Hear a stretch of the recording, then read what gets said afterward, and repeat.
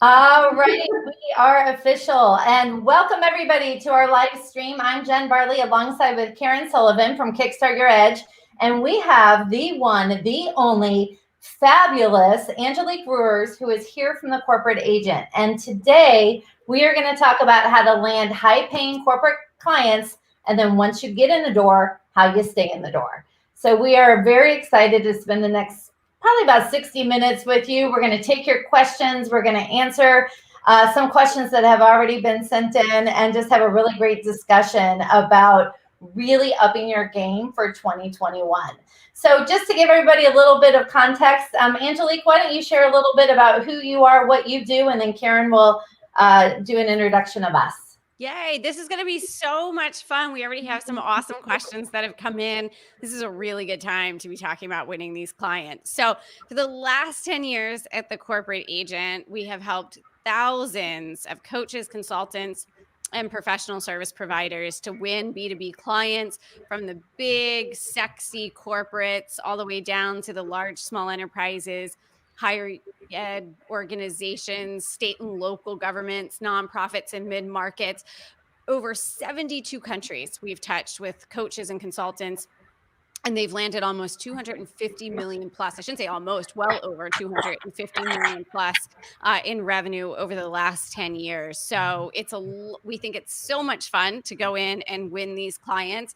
And I'm really excited to be here, Jen and Karen, because we love showing people how to get in the door and to close those deals. But we want to make sure when they're getting in with Facebook or Google or Microsoft or Verizon or Nike or whoever it is, that when they get in there, they're really kicking ass and they're doing an amazing job once they get in the door because, reputations precede you.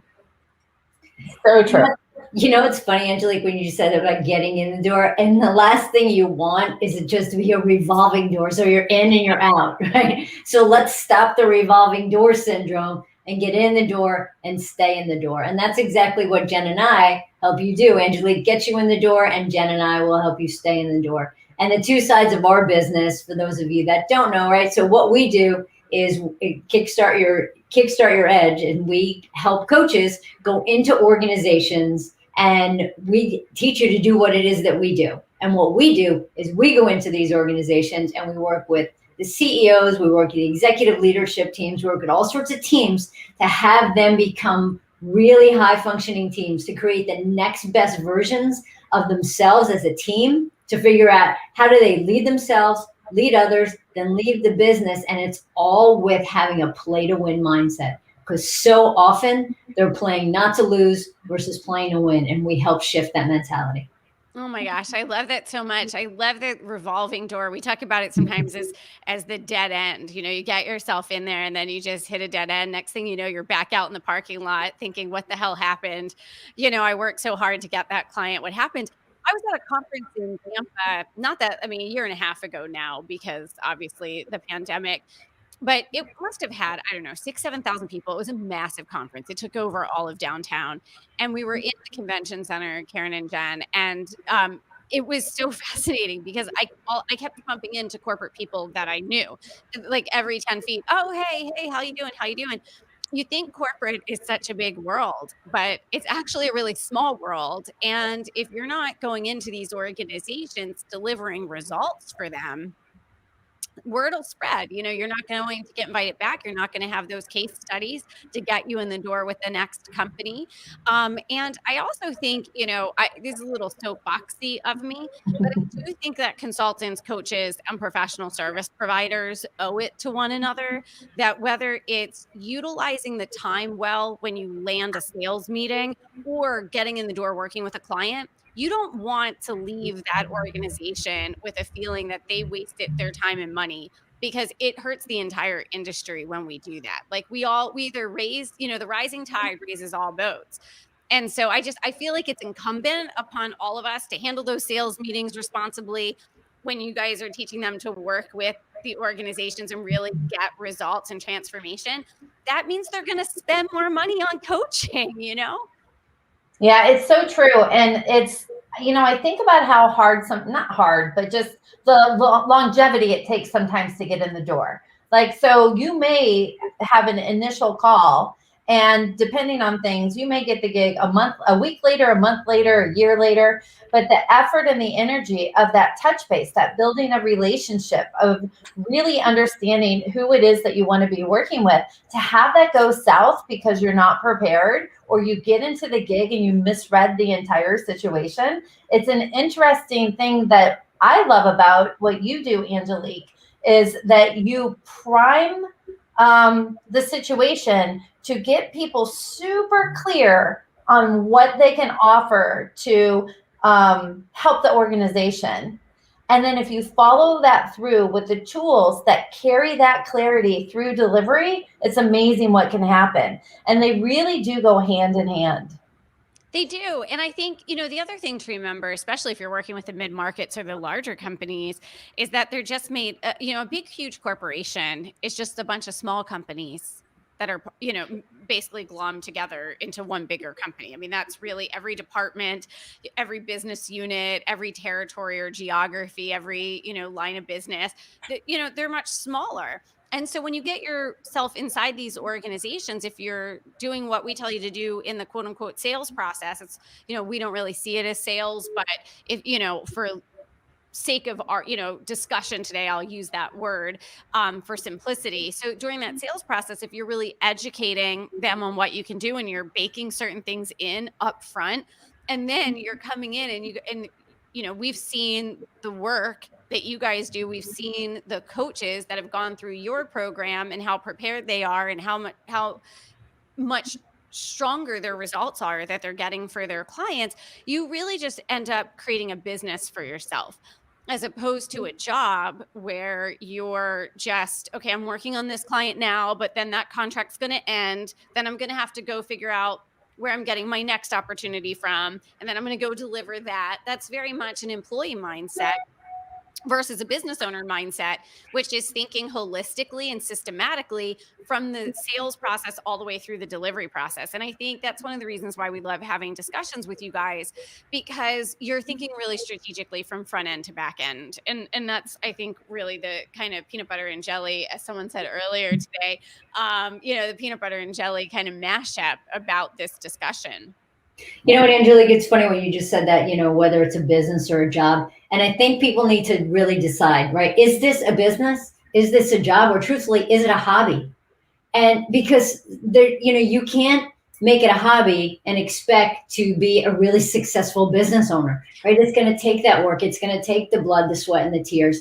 And it's interesting even too, that whatever metaphor I used earlier about the rising tide and the boats or whatever, say that again.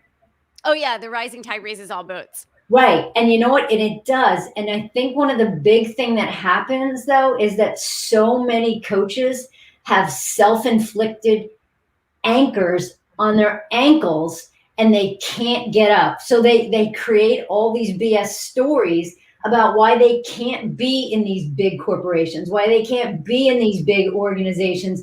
And they have these anchors, and it's like, ditch the effing anchor, guys. Like, this is here to help you, and you're crashing and burning, like you're doing this to yourself.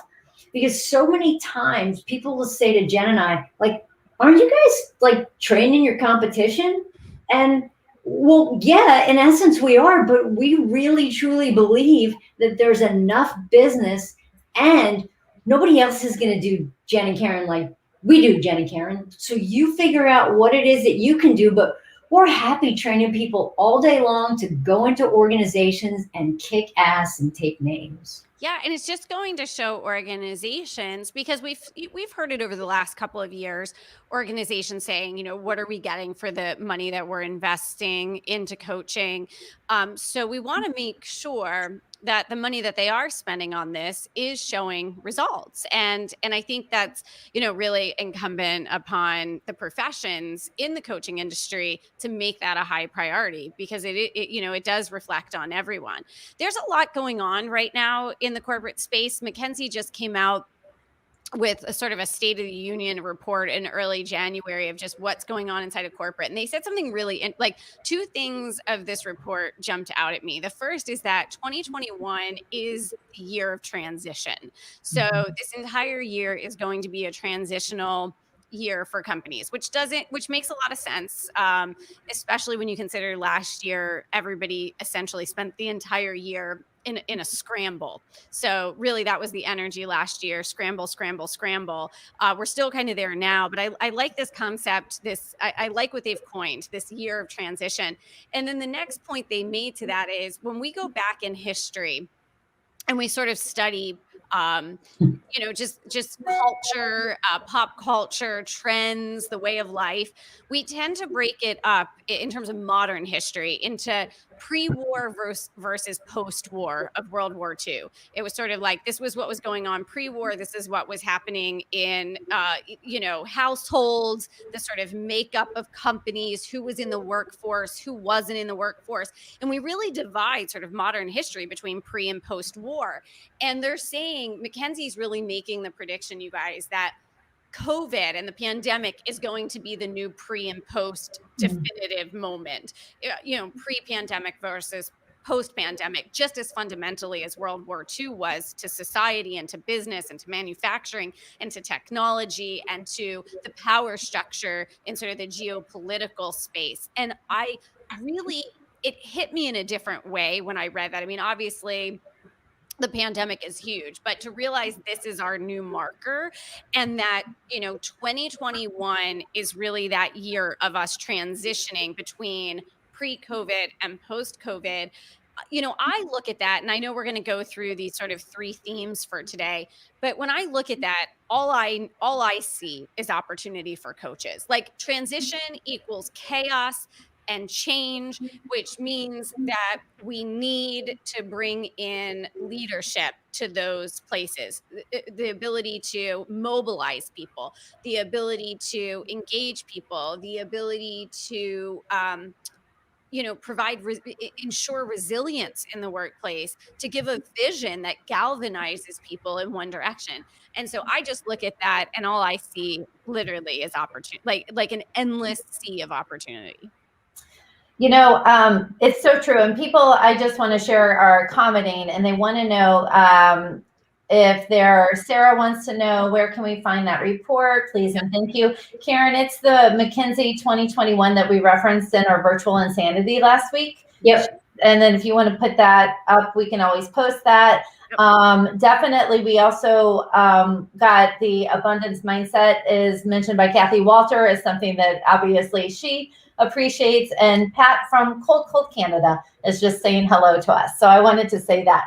But it is so interesting with the year of transition, and so many things have changed. In fact, we were working with the team just yesterday and we're in the team is in the Northeast, lots of snow happening. And a year ago, it would be do everything you can to try to make it into the office.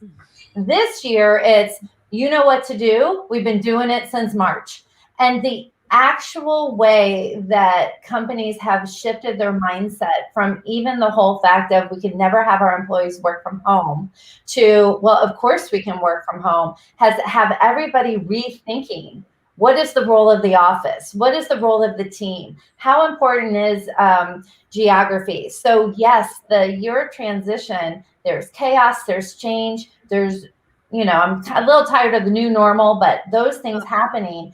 And the organizations that we've seen, they need different answers than they needed, I'm even going to say, in July, than March, than a year ago. And it's really about how do you ebb and flow to meet organizations where they are. And you have to know this before you even have a call with them to talk about to do the discovery process, to figure out what it is they really need. You have to be on top of your game of what's trending, what's working, what's not.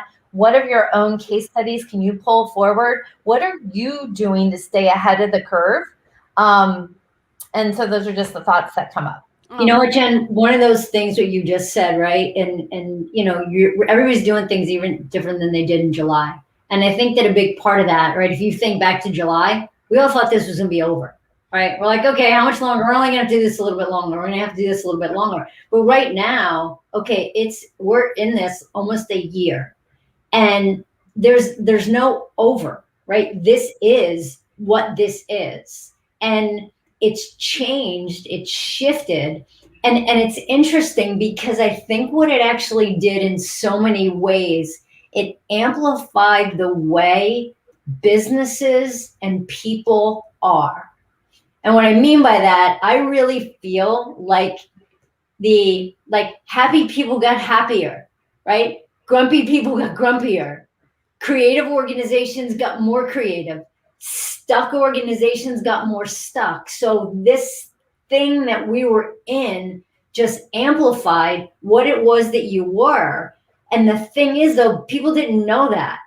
But the mindset now, if you have the awareness and you're sitting here going, oh shit, am I one of those grumpy people that grumpy? Did I keep complaining and bitching and moaning? Well, now you have the awareness around that to change it. Because think about it, years and years from now, we're going to be sitting here and going, holy crap, this is who we are. This is what I did in 2020. This is how we showed up in 2020. This is what we changed in 2020. So the thing here is that, like you just said, Angelique, right? This is like defining moments, and it's asking yourself, how do you want to define yourself, right? Or do you want to be defined? I'm not going to be defined. I'm doing the defining. Yeah, it definitely intensified what was there for sure. And I think, there's some great stories. Necessity is the mother of invention, as they say. And I think for a lot of companies, they really dug deep. For a lot of coaches and consultants out there, and hybrid coach consultants, they dug deep and were able to pioneer through. Other folks, pulled up the drawbridge and hunkered down, and their businesses kind of, went down. I mean, you can only, really hunkering down. It might work for a snowstorm that you guys are having in New Jersey for a couple of days, but you can't hunker down for 18 months, as Lauren said. Some people were smart enough, for virologists and things, knew this, was going to be an 18-month, type of a journey here. There are a couple of things that I'd love to share with the group. And I know you guys have a couple of things if you're cool with that. And then we got some awesome questions in, I know, as well. One of the things, we're working on some media articles right now, and I keep being asked by news outlets just to sort of make predictions about what's going on and what business owners should do. And, we can get down into the weeds for sure. But when we're talking to a lot of our clients privately right now, we keep coming back to sort of 3 themes that they need to look at. One is drive, which I'll talk about what that is. I know you guys have some thoughts on that as well. One is drive, one is differentiate, and one is declare. And so if you guys are cool with that, we could share some tips for everybody around those 3 things, just given this sort of ocean of opportunity that's out there for coaches right now. I would love nothing more than to see coaches reach a higher rung of revenue this year. I hate every time I see the ICF surveys come out on salary. I think it's a travesty that sort of the median and average income numbers of coaches, because I know that the work that's being done by coaches is highly transformative. And so it's not an equitable exchange of value for what coaches are putting into the world for a lot of how they're being compensated. And that drives me crazy. I know it drives you guys crazy too. And I know we have some pricing questions, but I don't know if you guys feel like now's a good time to dive into some of that. Yep, let's go. Cool. And I have to say hi to Pat Musso, who, gosh, you guys know her too. I've known Pat for so many years. And to Suzanne, all the way down in New Zealand. I say down in New Zealand, but my goodness, I imagine it must be very early there, is my guess that it's very early. Okay, so let's talk about drive for a second. I know you guys love this. As quick starts, we're natural born drivers, right? But when it comes to, so I said earlier that organizations have been in just a constant scramble for almost 12 months now. That scramble is going to continue, I would estimate at this point, until about July. So they're totally in a scramble energy, a frantic scramble, uncertain energy. So right now, if you're a coach and you're thinking, how am I going to get to decision makers? How am I going to get coaching engagement, signed, sealed, delivered, that check in the bank?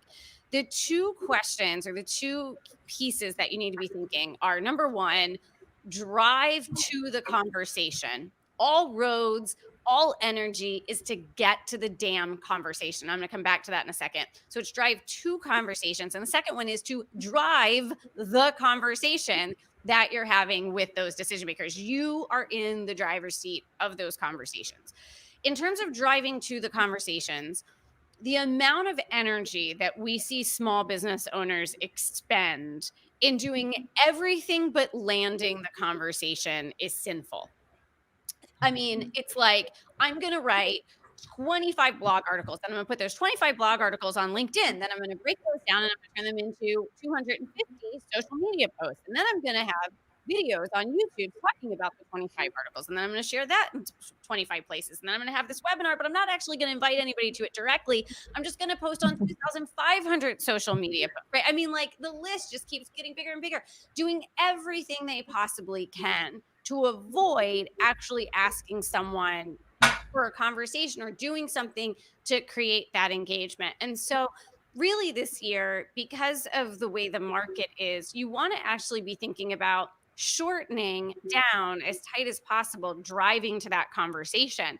And the number one way to do that is actually to use engagement experiences. Big thinkers meet in small rooms. We actually just posted an article on our blog. So you guys can go to thecorporateagent.com. And our blog, actually, the most recent article talks about 13 experiences that you can use to get 20, 30 decision makers into an experience with you. That way you're going first, investing into that relationship, not just asking for 5 minutes of their time. You have no right to do that. They're not going to give you, who are you from Adam to ask for that 5 minutes, but to then invite them into an experience with you is highly valuable. And then to be able to bridge, we teach our clients in Velocity then how to bridge into one-on-one conversations. But then once you get to that conversation, you need to drive that conversation like you've never driven it before. And you guys know we teach a very specific way of how to have those conversations with decision makers. But this year, you actually have to go further. You have to drive the conversation in terms saying things like, what is most important for organizations to do right now is XYZ. What the leading organizations are doing. If you have nothing, if you don't have budget for everything, if you do one thing, this is the thing that you should be doing. And this is how you should be thinking about it. And so you really have to, and I'll shut up here in a second, you really have to take chat off and put your CEO hat on, because all of those skills of not being directive and not, all of those rules that you get in coaching school, traditional coaching school, not Jen and Karen's amazing. Let me just differentiate that, right? It's one of the reasons why we need to kind of train it out of them sometimes, but when you're in those conversations that you've worked hard to win, you have to really drive the discourse right now. You need to show up to those meetings and say, before we get into anything, I want to take 5 minutes to share with you 3 of the biggest and most effective things that the organizations that are winning right now around performance, around retention, around innovation. This is where they're putting their time and energy. This is the most important thing to be focused on. If you're not driving those conversations, both in terms of the structure of those conversations to get to the sale, but also driving what they're emphasizing, then we'll get to differentiate in a minute, but you're already differentiating yourself. Otherwise, you're going to have a tiger by the tail. They are so scrambled that, they're going to be all over the place. You have got to put up the guardrails and get this thing done this year. We'll throw in, I love that, because we'll throw in sort of our nuance on that drive, because we 100% agree with you. You have to go in confident, knowing what you're talking about and driving the business forward. And then when you get in the door, you have to be able to read what they say they want versus what they need.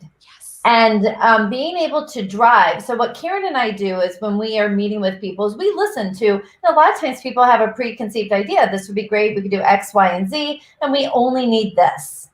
And then Karen and I sit there and go, but wow, we have these 7 amazing tools that will make such a huge difference to this organization. And if they just did what they wanted, that'd be great. But if we gave them what they really needed, we'd we collectively, us and the client, would just knock it out of the park, and it would be a different organization afterwards. So part of that drive from our perspective is to be able to say, great, this is what you said you wanted. Here's our recommendation on another way. We'll do either. It's completely up to you. But when you have the tools, the techniques, and you know the outcomes because you're in there working with teams again and again and again, and you know what works, it gives you that confidence to be able to do it. So it's driving to higher impact through listening to what they need, giving them that and another alternative. And I will say that 9 times out of 10, our clients pick the other alternative because they love the big picture thinking. They love seeing what that impact is. And they said, you listened, you heard me, and you're now providing me with a streamlined solution. Because sometimes they don't even know what they say, but that's one of the beautiful things of what are you listening for? Where are they? Where do they say they want to be? What's missing? And from there, you can just crank it out of the park. So that's our version of drive. No, I love it. And, I think, Jen, a lot of people give way too much deference to the decision maker, thinking that they're this sort of all-knowing authority on the subject. I spent 10 years in corporate. A lot of that was sitting in the boardroom with the senior executives as they hashed out quarterly earnings or big mergers and acquisitions. And I got to be in those rooms. I was very fortunate that I had that experience.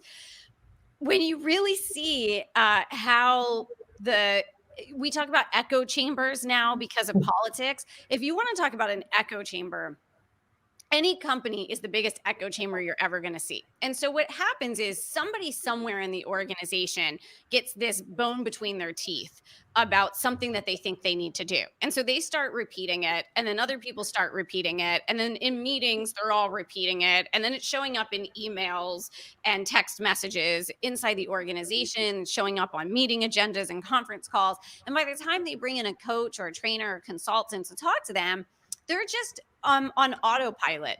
They're just regurgitating the same shit that they heard. Can I say that? Yeah. Okay.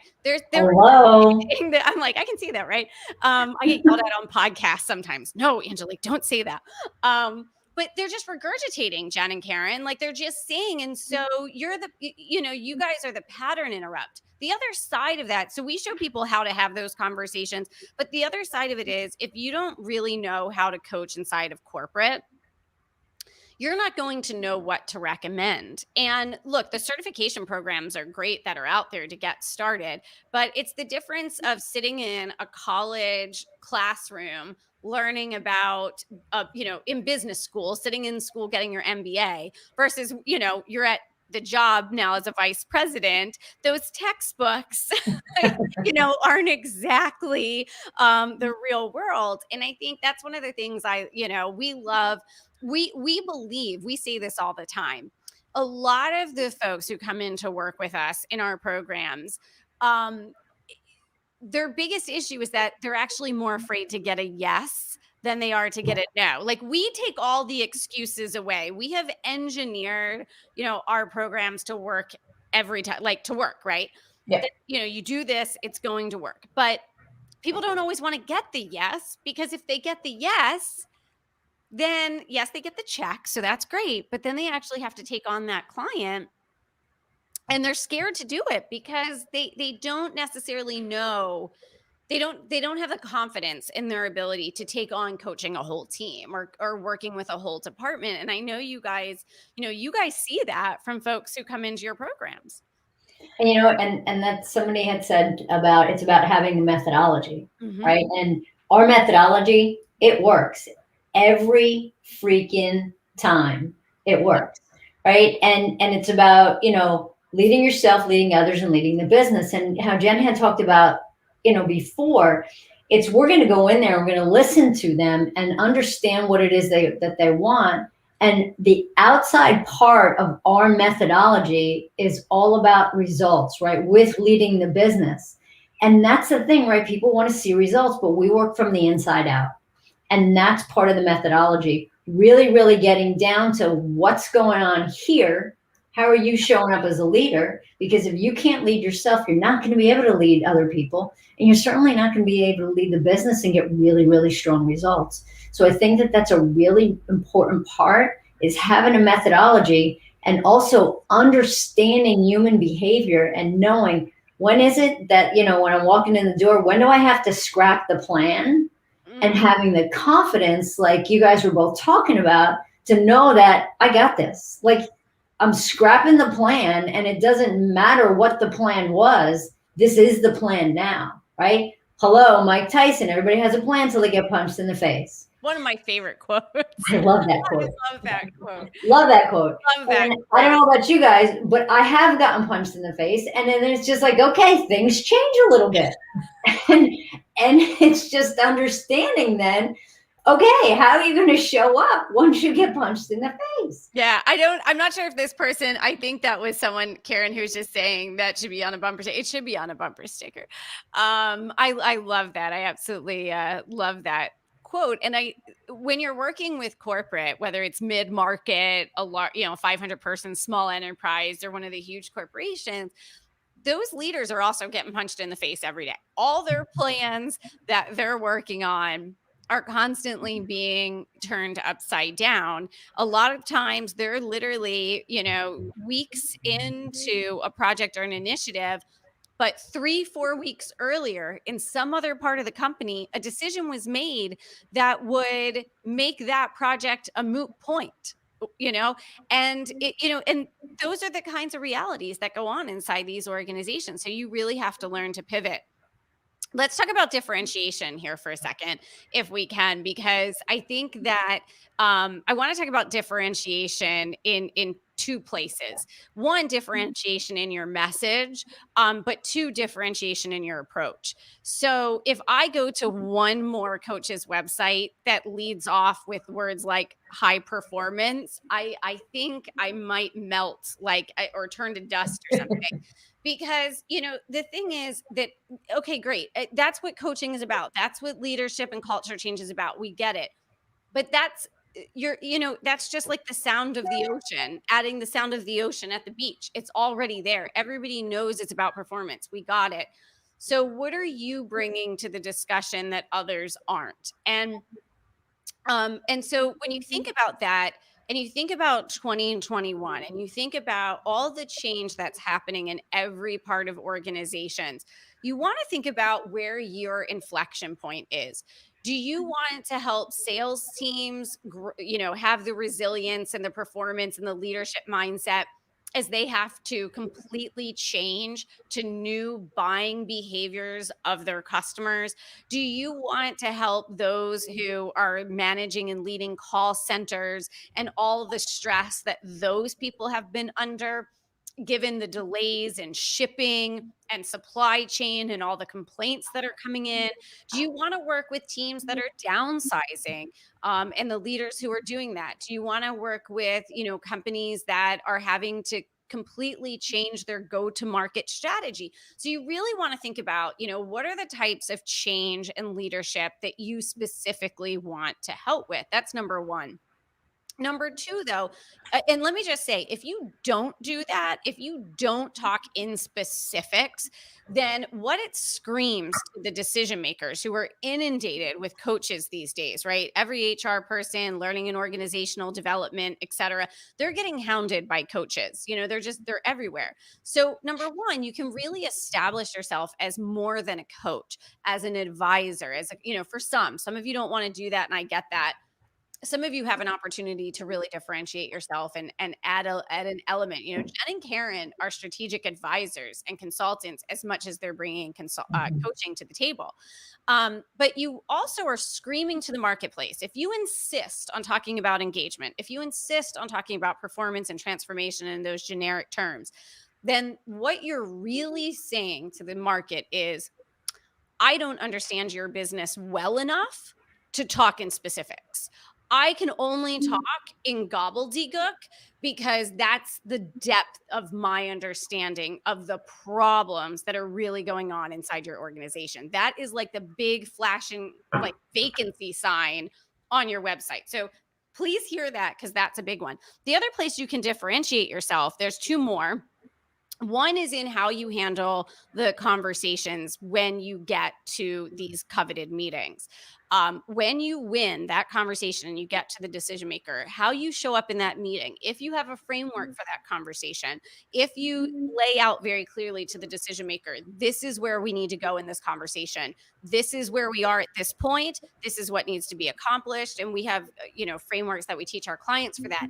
But when you're showing up in that directive way, and driving those conversations, you're differentiating yourself. And then, of course, I'm going to hand it to Karen and Jen, because the other part of it is, are you differentiating in the substance of those conversations in terms of the solutions that you're bringing and delivering? Yep, that's good. So, Karen, do you want to talk a little bit about I can't even say it. It's gone. How we're different? Yep. we're different in a bazillion different ways. But I think that we're different because, let's face it, we talk about the things that people are afraid to talk about a lot of times. And we're not afraid, I think too, Jen, a big thing where we're different, we're not afraid of losing business because we show up and tell people, like, we give them the straight up truth, and we're honest and we're open and we're not afraid of losing any kind of business. And I think one of the big things also that makes us different is our model, right? So, we have the Kickstart Your Edge model, and our methodology, and really what it does is it's all supported with tools. So we're not going to sit here and say, okay, yeah, I'm a coach and we help you self-actualize to get your team to the next level, because that's just like, what does that even mean? Right? How many times are you hearing coaches talk about self-actualization and like all these like jargony kind of things? That's not going to differentiate yourself from your competition. What it is that you need to have like stuff that works. You need the ROI. You need the substance to back up what it is that you're doing. So for example, in our model, we have, productivity. Okay, what are the tools that we have to work with teams about productivity? Okay, as part of our model, we have communication. So great. Here are the 10, 12 different kind of things that we can work with your teams with communication. How is it that we're really sitting here and helping people deal with conflict? Well, great. We engage in healthy conflict. We want healthy conflict, and we're going to help them actually deal with healthy conflict. So the thing is being able to have things that are tried and true and have the tools to back up what it is that you're doing, and not just talking at people. And I got to tell you, it is so often what Jen and I see is coaches going in and they have these ideas, and then they talk and they read off PowerPoint slides. I mean, we have like 5 words on a PowerPoint slide. And that's because we know our stuff. Yeah. But we see these coaches and they have so many different words and so many different PowerPoints, and they read and they talk at people. We don't talk at people. Everything we do is interactive, and the brains are in the room. We help bring the brains out even more. What else do you want to add to that, Jen? I'll add one thing, and that is that what we really encourage our clients to do is we'll say, hey, we need to work on a real problem today. And we don't even know what the problem is. But you tell us the problem that you're having, and we're going to just do this whole thing together. And it's amazing what can be learned. But you have to be able to not know. Like Karen and I love uncertainty. It's fantastic. We love walking into a room and not quite knowing what we're going to get, what we're going to talk about, what we're going to do. But part of that is it's about how do you we call them hothouse projects. And we go and we do a hothouse project of what is the real issue this team is trying to solve. And we're going to be there to help you understand who is this team that's solving it, and to be able to get them to understand how they can do things differently. So there's a lot of different ways to be different. And it's really about having a fresh approach. People do not want coaches to go in and say, so how do y'all feel today? Amen. Right? And where do you feel that in your body? Yeah, that's not going to work, because they are there to solve real problems. And the best way to do it is to understand the dynamics of the people as they're solving the problems, because that's what makes them a better team. So just a couple things, and then we'll go with the other R. So we have time for, other D, so that we have time for questions. I love it, Pat. Where did I see it? We have hashtag death to PowerPoint. I'm into that too. I'll cheers to that. Right. And Randy wanted to type in here and said real world application makes all the difference in the world, because that's what people want to solve. And Pat just gives us another amen, which is great. And I think this is another one I wanted to show from the earlier conversation. Somebody shared, my biggest client program was because I walked in with a proposal, told them based on their feedback that it was the wrong approach. It's why I got the program versus some big box consultant I was up against, changed my mindset. So I just wanted to share that. That's actually the perfect segue into Declare. You know, given the anxiety that's going on with decision makers and their apprehension, maybe is perhaps a better word to use. There's just a lot of apprehension inside organization. Should we do this? Should we not do this? Is now the right time to move forward? When should we move forward? There's just all of this apprehension around everything. So this is really going to be the year to speak with declarative tone.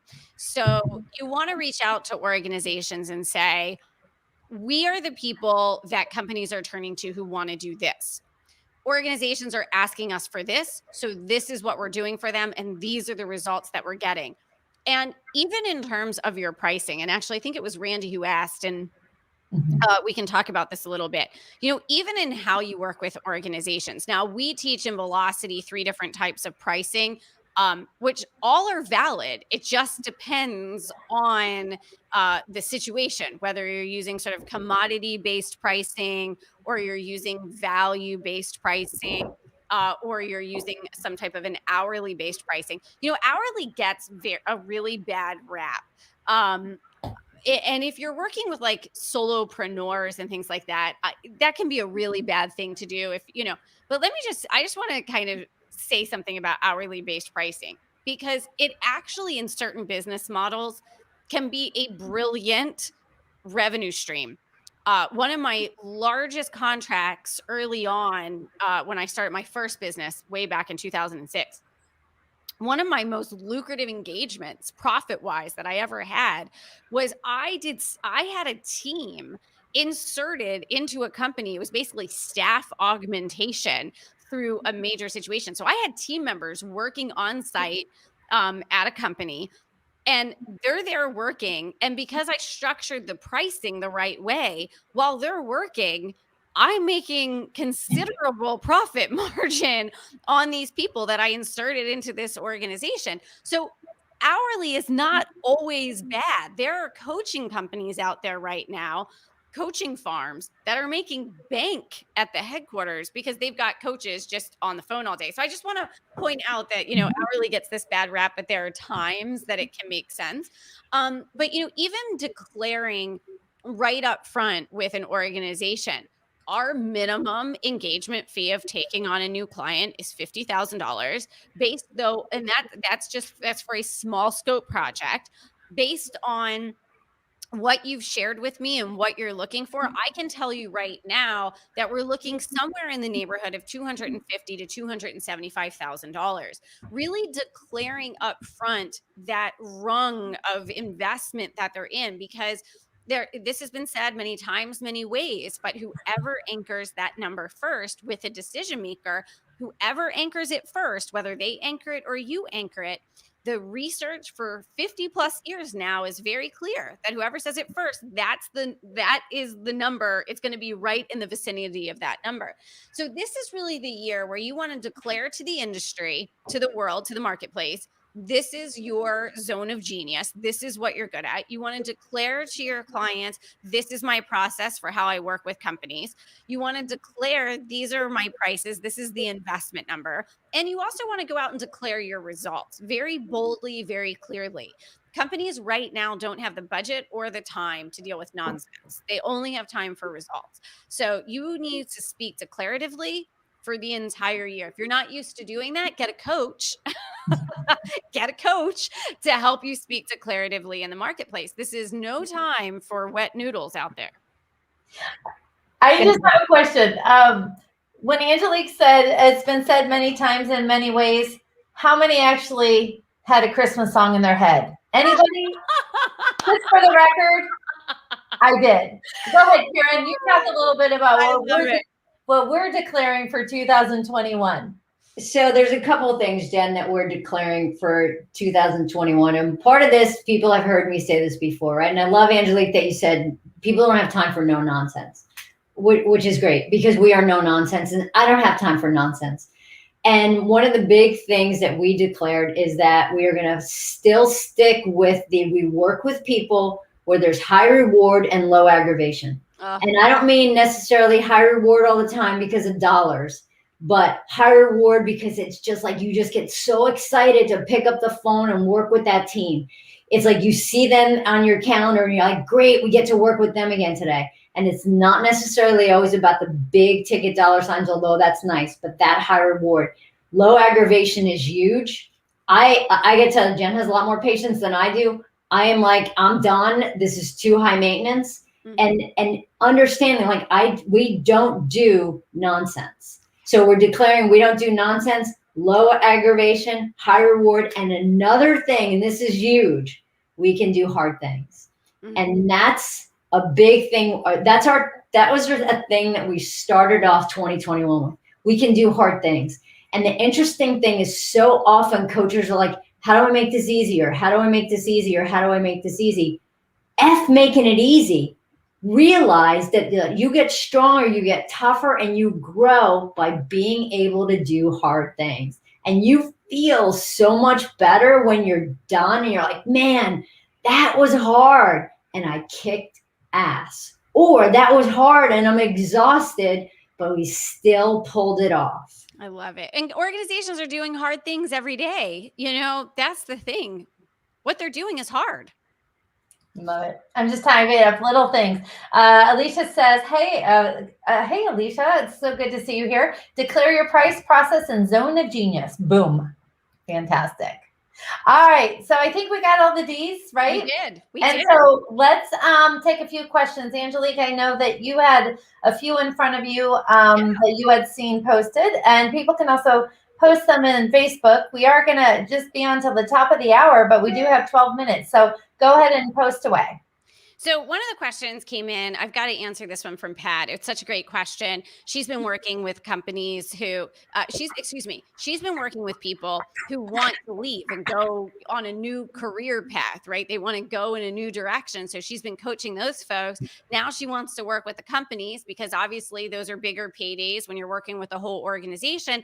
How do you transfer sort of that, past of helping some good talent leave to now working with the organizations who want to keep those people? To me, when I read that question, all I think is dollar signs here, because who better to help these organizations create a culture where these people want to stay with the organization than the person who for the last 5, 10, or however many years it's been, Pat, has been helping the best people leave the organizations. So if it were me, I would go back through every single client that you've ever worked with in terms of their next career move. And I would write down, why were they leaving? Why were they leaving? Why were they leaving? Because right there, you've got proprietary research as to, why the best people leave.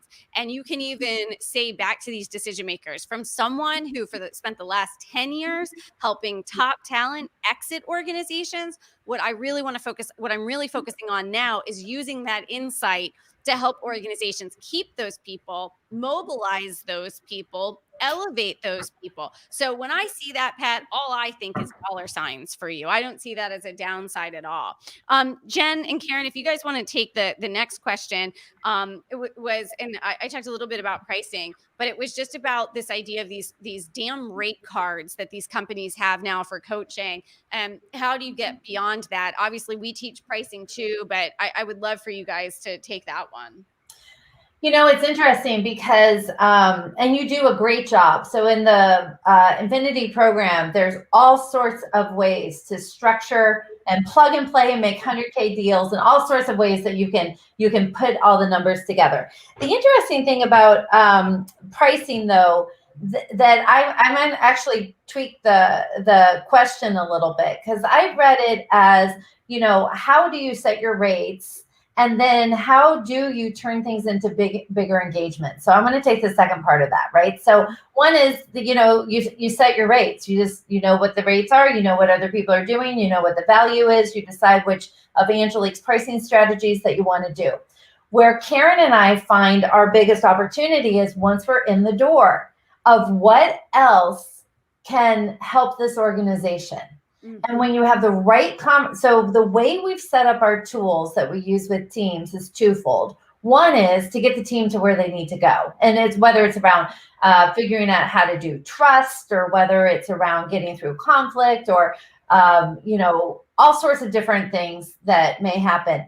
Our tools are also crafted to showcase to us the gaps in the organization that are not being addressed. So they help the team move forward, and they give Karen and I so much data that we're able to say, all right, based on Angelique, it's time for a bounce meeting, right? So we call that recommendations and observations. So we can go back in and say, here's what we're noticing. Here's what we heard. Here's what we're seeing. If we could close this gap and do what we're doing, imagine what if. And so that's where the bigger pricing opportunities come in, and how you stay in the door is, once you're in, if you treat it like it is your company and you are looking for all of these spots that are having these gaps, that's where you can continue to have more and more business. So I flipped the question a little bit. Karen and I don't really believe in rate cards. We don't.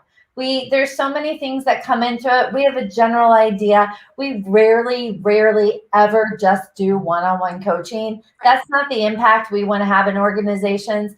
Our programs tend to be long engagements that are team plus individual. And Karen and I have a team of coaches that actually do the coaching for us with that.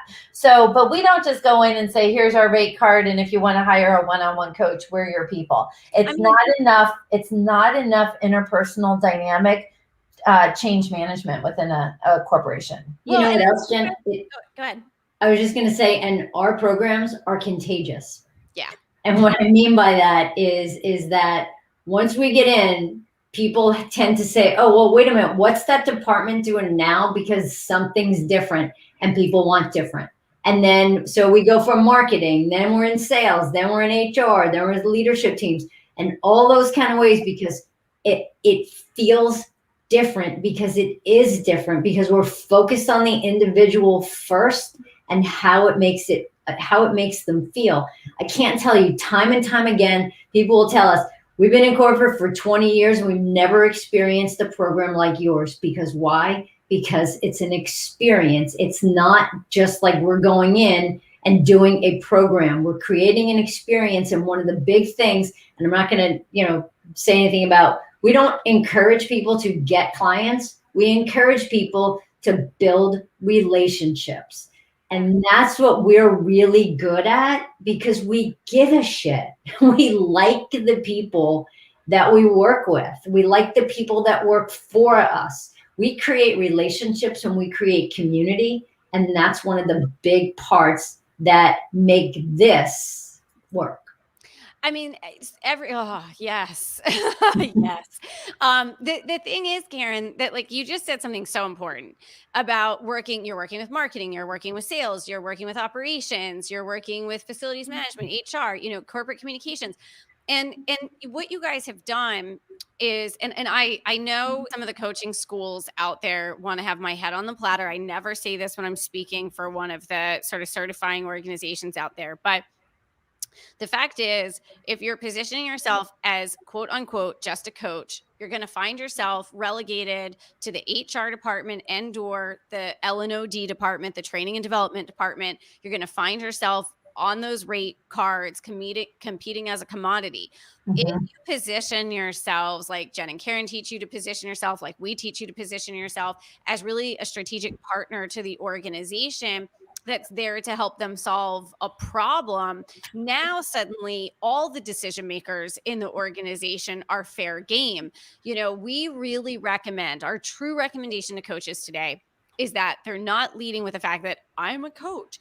We recommend that they're leading with, this is the problem we're helping organizations solve. So there's a little bit more of a consulting air to it, even if 80% of the service delivery is actually done through coaching services. And as opposed to advisory, but it opens up all the decision makers suddenly, because the second you email someone and I know someone's saying, well, how do you get your first, corporate client? Typically you're going to get it through come to our website, get some free resources from us, but typically it's going to be through someone you already know. You're going to reach out to organizations, but if you say, I'm a coach, the first thing they're going to do, and you guys know this, they're going to send you to HR. Yeah. That's what they're going to do, versus if you reach out and you say, I'm helping sales teams to make the adjustments they need to make to adjust to really make the internal behaviors and get over their resistance to the new buying behaviors, quickly adapt to the market, and we're going to help them move through that resistance. That's a very different conversation. Suddenly the sales manager, the vice president of sales, is like, oh my gosh, my people have their heads stuck up their asses in the way that we were doing things in 2019. And you're telling me you're going to help them move through change to be able to move into this post-pandemic world. Now the sales director wants to talk to you. And let me tell you something. Most of the other decision makers in the organization don't want to deal with HR. Right? Right. They don't want to deal with HR. So if you can position yourself in a way where the sales director or the head of corporate communications or the head of marketing or the head of wants to deal with you and not even have to go talk to HR, like that's where you want to be. So What's interesting about that is that when people go in and say, I'm a coach, you're saying how you do something, not what you do. Yep. And that's the big difference right there, because organizations are, what can you do for me? Truthfully, I don't care how you do it if it's a big enough pain point for me. Oh. The other thing that someone said, how do you get your first corporate deal, which I know you referenced, Angelique, is I want to make a reference to something. So Karen and I are in Velocity Infinity, and we love the program, and we've been in for quite a long time. And there is a hashtag that goes around in the super great, helpful Facebook, which is hashtag do what she says. And what they're talking about, that's how you get your first client, is you actually follow the Velocity Infinity methodology of stepping through the different things that you need to do. And don't be afraid to get the yes, right? So I love that you've noticed a trend with that, because you have an end-to-end solution of exactly the steps, right? So Karen and I got our first client from a referral. Somebody who knew Karen, loved her energy, loved her style, loved who she is, how she showed up in the world and her approach to life, and said, come work with us. And that's exactly what we did. And then we have to build upon that. So, but it is from a relationship base. So I just had to do the hashtag, just do what she says, because it's, I think Cornelia is the one who started that in our community. Yeah, it was great. I gotta give the love to Cornelia. She totally did. But Jen, you said something so important, and that is you also have to go in and with yourself differentiated. Yeah.